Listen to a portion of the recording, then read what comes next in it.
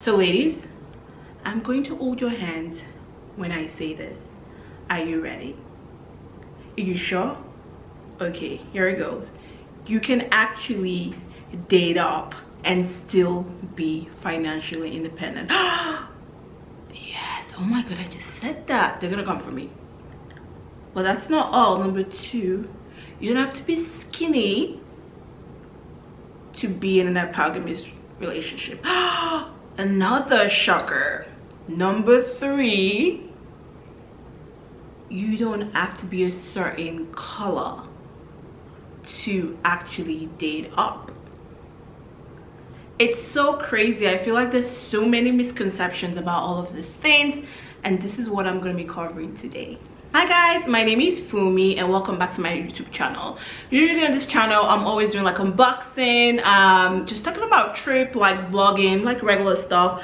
But this topic has been something that a lot of girls was like, you know, do you want to talk about hypergamy? Do you want to talk about dating up? And I was like, I don't know, because I feel like a lot of girls are talking about this, and I definitely believe in dating up, which I did, but most importantly I believe in dating up and still being financially independent. So what did I say? Dating up and still being financially independent, just for your own self, just for your own good, just for you in general. I feel like you give a lot of power to people if you don't have your own money. All right, it's always good because we're here to live the soft life. I'm living the soft life, honestly. Let me tell you, I'm just like talking to you guys, not doing anything, chatting with you on YouTube when my day consists of shopping. Like, definitely living the soft life. And I just kind of wrote like different points I wanted to go over with you guys today, because I don't want to be rambling, you know, and I feel like I ramble a lot. Things that I want to cover. And when I first started this intro, I talked about the fact that you don't have to be a certain color, you don't have to be a certain size. Let's first start by describing what it means to date or be in a hypergamous relationship. That means dating someone that's able to financially take care of you, right?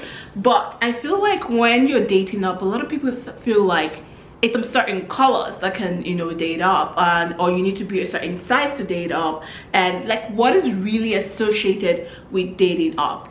Dating up and being in a hypergamous relationship is about someone that can financially take care of you. You could meet a white man, and this white man can financially take care of you.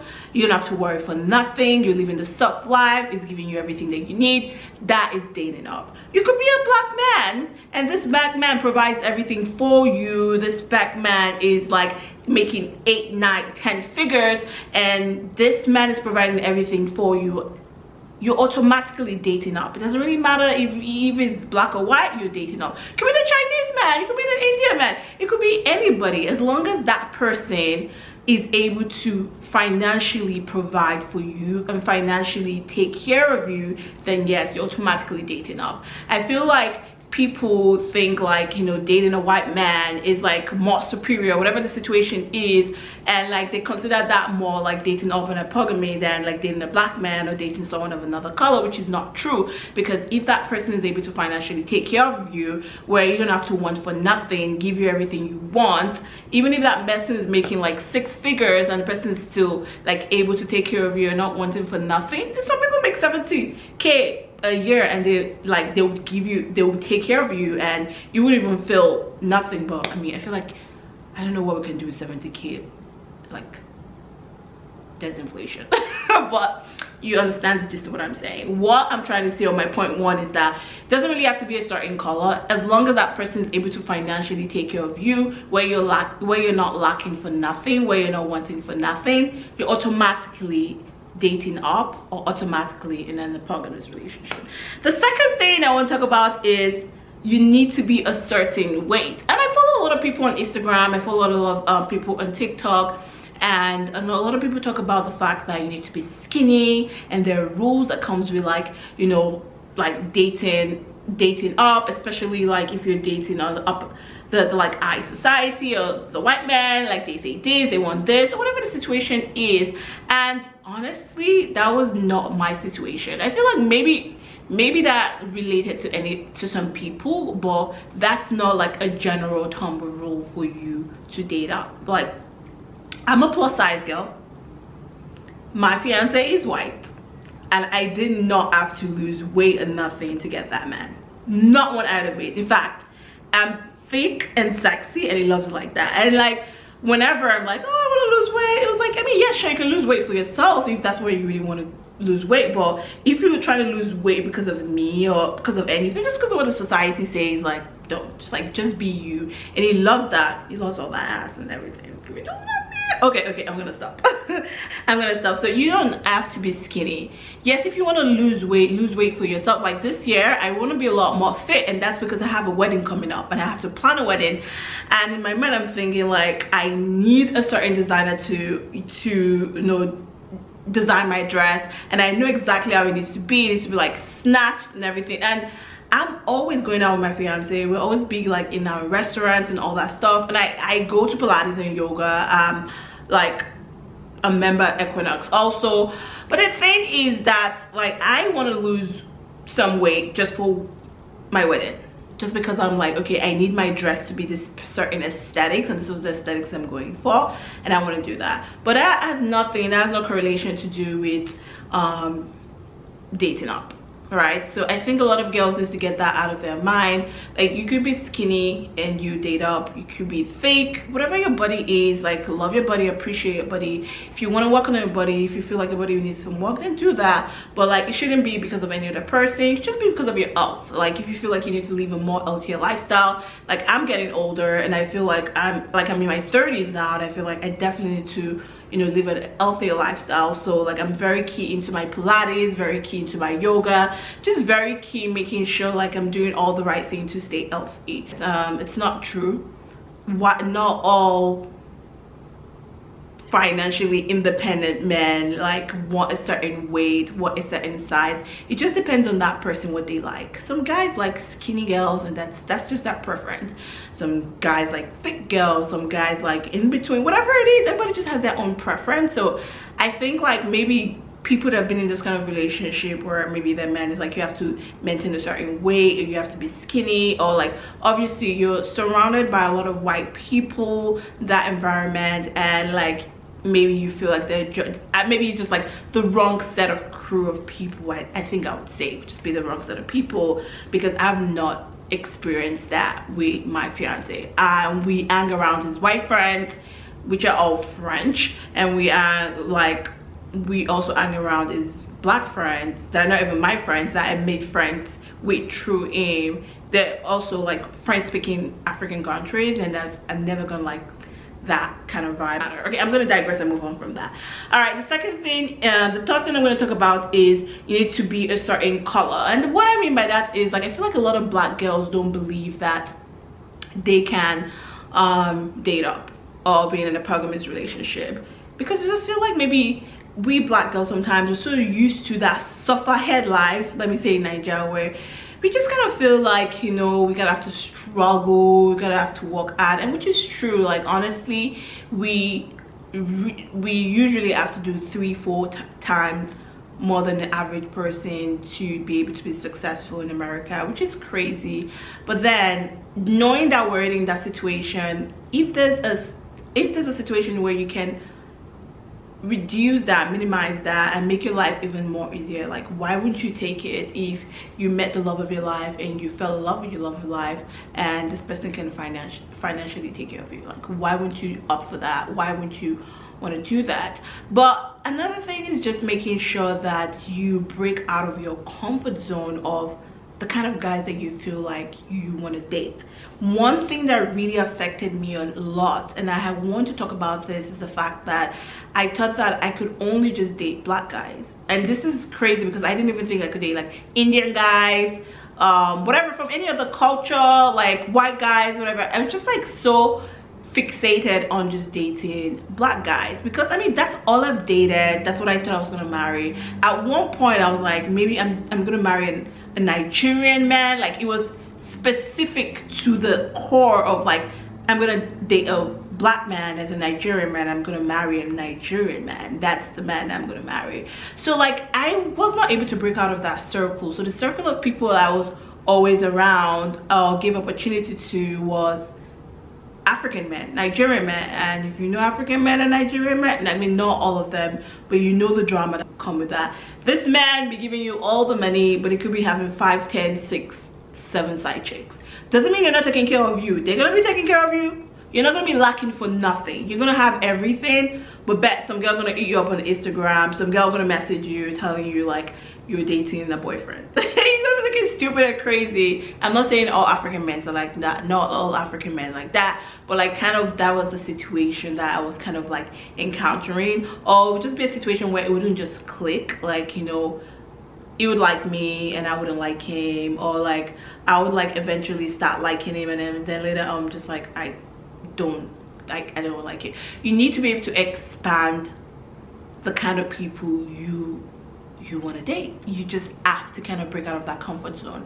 It didn't mean that I didn't have a lot of friends. I had a lot of guys that liked me that were from other cultures, other color, but I would never give them a chance. I wouldn't even go on a date with them. And looking back now, I'm just like, why did I do that? Why did I just go on a date with them, at least to see how I felt in the first place? But that's crazy, knowing that I wouldn't even go on a date with them just because like I felt like this person doesn't fall in the category of that black man that I want to date. You need to kind of be open to just click with anyone, because love is just from the heart. Love is not like, you know, color. It's just like you could meet anybody and you guys just instantly click and that's it. But if you're already blocking yourself, if you're saying that you're never gonna click with this person, if you're saying that this is only what I need and what I need to do, or the people I need to be surrounded by, then you're not just gonna break out. The moment I broke out of that, oh my god, I met my fiance, I met Martin, everything changed. It was like, it was just mind-boggling, and I was just like, oh my god, I kind of locked myself in this cage, and it was just crazy dating cage, that the moment I lifted this cage up, I realized that it's actually really good things out there, right? So now that we like gotten that out of the way, which is one of the major things that affected me, I want to go back to the most important thing, or the most important part of this conversation, is being financially independent, which is the key, right? You know, I'm going to talk about dating up, but I want you to know that dating up and being financially independent, the brothers and sisters, they go hand in hand. They're literally like hand in hand. Brothers and sisters, the same mother, the same father. Brothers and sisters, actually twins, if you might say. And why do I say that? And some people might not agree with me, which is fine. I mean, the goal of videos is like for people to contest different things, and people have different idea. We're in a free country, it's free will. Is that if you're dating up and you're financially independent, that means you have your own money and you can do your own things. Like, you are not technically dating that man for that money. You're taking that man because you love him. Yes, he can provide a soft life for you, but if anything ever happens, you know, let's say for example you are in a domestic abuse, like, you know, he's hitting you, god forbid, I reject that from anybody. It just sounds so Nigerian saying that right now. But let's say you're just in a relationship where this man hates you, this man beats you, this man is doing like so many crazy stuff to you. Guess what? You can't really leave that relationship because you're financially tied to him. He provides everything for you, he gives you everything, he does everything for you, and now you can't even opt and leave because that glamorous lifestyle that you were living before, you're not going to be able to afford that glamorous lifestyle by yourself. You're not going to be able to go to Chanel like you used to do. You're not going to be able to go to MS. And like, I'm using myself as an example. It's just those regular things that you do, you're not going to be able to do it. And that's the worst kind of power that you want to give any kind of man, or you want to give anyone. And I'm going to use my story as an example. Before I even started dating my fiance, right now I was, and still, financially independent. I have my master's, I have my undergrad, I got my MBA. I was working, I was a campaign manager, I was a CEO. Like, I had my own thing going on for me, and it gave me passion, it gave me joy. And being the first daughter of an African family, I mean, how would you not even have your stuff going on for you? You're kind of like, you know, the person that all of your other siblings look up to. So just that initial mindset where I had to get my own thing, I was just already a natural go-getter. Like, I bought my first Mercedes myself. Not even first Mercedes, the first car I ever drove, I bought it myself. And I come from a financially independent, like, I come from a successful family. Like my dad owns businesses in Nigeria. My dad owns, I went to private schools in Nigeria, and my father sponsored me in the US to get, like, not sponsored me, my father like paid for my master's in the US. And I have no student loan, not one student loan, none whatsoever student loan, because everything was also sponsored by my dad. I remember when I was coming here and I was like, you know, people asking me like, well, how you pay your fees? I'm like, well, my dad is the one paying my fees. So I come from a good home. I have a good background. Like, I had good education, I was well trained, all that yada yada yada. Coming to the US, I moved to the US to get my master's. I got my master's there because most of my family is living in London and live in Nigeria. So I stayed in London for a little bit also before I moved to Nigeria. So look at all of that story, all of that background. It's like I had everything going on for myself. I bought my own first Mercedes. I saved my own first 40-60K in my account. You know, everything was going well, like in terms of work. But when it just came to work, I just realized that it was just not really, you know, all the things I was doing back then. I was really big into marketing and branding, and I was just like, it was not really what I wanted to do. I was so busy, I was making a lot of money. I didn't even have enough time to date. I was like being moved left and right from different states. I lived everywhere, and I was like, I just kind of felt like I had no social balancing, nothing. And I think like it was like my last year being 29, I was like, okay, I cannot keep like doing this. I don't know if this is what I want to do. And it really hurt me, like quitting my job, quitting everything, just to kind of like dive into social media. And I had no experience with social media, like being an influencer, being an entrepreneur was like something I had no experience. I had a lot of other friends that would, like, you know, I had friends that had been doing it, and like a lot of my friends that just kind of taught me and helped me through it. And sometimes I feel like I'm obsessed by it, but I feel like when I quit like my business and everything I was doing before, it left a big gap in my heart, because I've always been that person that, you know, just loved to do our own thing and was just so independent. But then I just realized that, well, I can be independent another way. Like, if that's not the route for me, or if that's not the calling, what God is saying, like that's the direction that you're going to make your money, and that's the direction that you're going to be financially, you know, independent, then like that's not a place for you, then you can do something else. Well, that being said, I quit my job and I decided to you know, start social media. Within a year of starting social media, I kind of grew my Instagram page, and to 100K, and I got a management, yada yada, all that stuff. Sorry, I got a text message. When I started social media, I started to own my own, do my own thing in terms of content creating. I was back to making money again, right? Doing my own stuff, still being financially independent, living in Atlanta. I was living in Buckhead, and like I was driving a Mercedes, and I was still fine, I was still good, and life was still okay, even though I felt like I had to take a step back to kind of move forward, take a step forward, which is not a problem, right? But you can see the transition, the fact that I went through the different life transition and I was still able to hold myself. But now let's say in that situation I was dating this man, and like, you know, and things went bad for him, like the way things went bad for me at that point when I quit my job and stuff like that. And let's say I wasn't the man in that situation, then I wouldn't be able to provide for my girlfriend anymore. Whatever the situation was, it's like I wouldn't be able to provide for my partner, or like I just wouldn't be able to provide for that person, right? So my mindset is that have your money so you can be able to do anything, you can be able to do your own thing, and it kind of gives you that fulfillment. When I decided to be an entrepreneur, start content creating social media, I also decided to start my own business along the side too. You know, I opened my business account years ago, but like I didn't really push forward with it. I opened my LLC years ago, I didn't push forward with it, which I pushed forward, like I just applied for an Amex card and I got approved instantly, right? But my businesses and things I'm about to do right now, they also give me a sense of joy. I mean, honestly, shopping every day, yes, it gives you a sense of joy and everything, and not having to do anything every day and having like a flexible schedule, you know, where your schedule includes just yoga Pilates, it's great, and I would never say no, I'm not happy about that. But sometimes I feel like just because I already started with that independent nature, I feel like I need to do something. I need to be something. Like I need to be like, you know, the next Obama, whatever the situation would be, right? Like I need to build my own business. Something I've always loved is just building business, and those things that I do give me a sense of joy.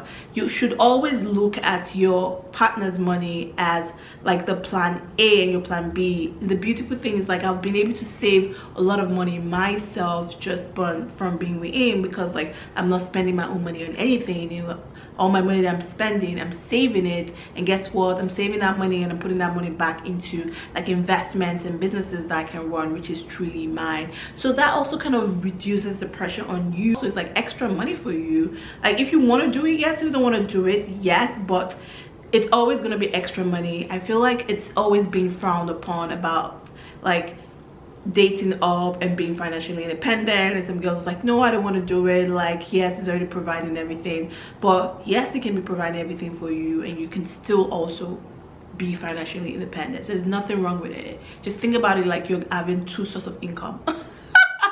Just two sources of income. Like you can't claim on taxes, I don't know.